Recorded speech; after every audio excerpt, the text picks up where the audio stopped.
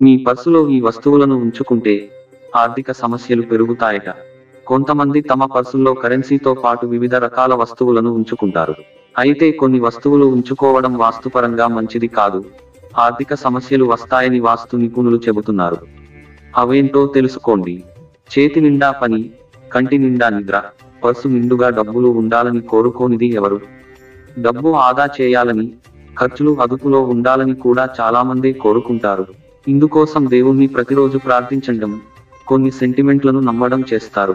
ఇందులో భాగంగానే కొంతమంది తమ వాలెట్ లేదా పర్సులో డబ్బుతో పాటు మరికొన్ని వస్తువులను ఉంచుకుంటారు.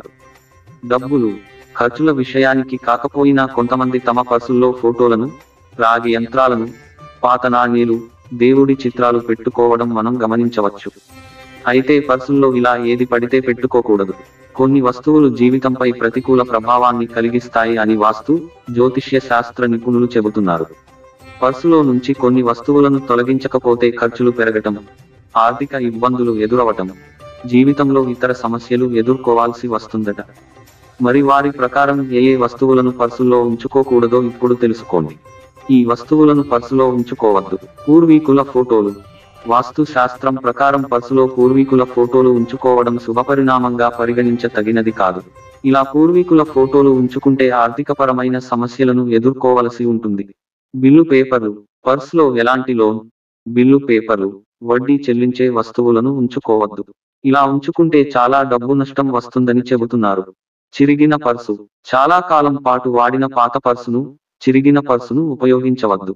దీని కారణంగా జీవితంలో ఆర్థిక సంక్షోభం ఏర్పడుతుందని వాస్తు శాస్త్రం చెబుతోంది.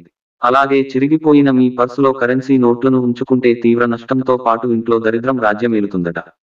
దేవుడి ఫోటోలు ఉంచుకోవద్దు. పర్సులో దేవుడి చిత్రాలను ఎప్పుడూ ఉంచవద్దు. ఎందుకంటే మనం పర్సును ఎక్కడెక్కడో ఉంచుతాం, మురికి చేతులతో తాకుతాము. ఇలా చేయడం వల్ల అందులోని దేవతలను అపవిత్రం చేసినట్లు అవుతుంది. అది ఏ రకంగానూ మంచిది కాదు అని వాస్తు నిపుణులు చెబుతున్నారు. పర్సులో తాళం చెవులు. మీ పర్సులో ఎప్పుడూ తాళం చెవులను కూడా ఉంచవద్దు. వాస్తు ప్రకారం ఇలా చేయడం ద్వారా డబ్బు కొరతను ఎదుర్కోవలసి ఉంటుంది.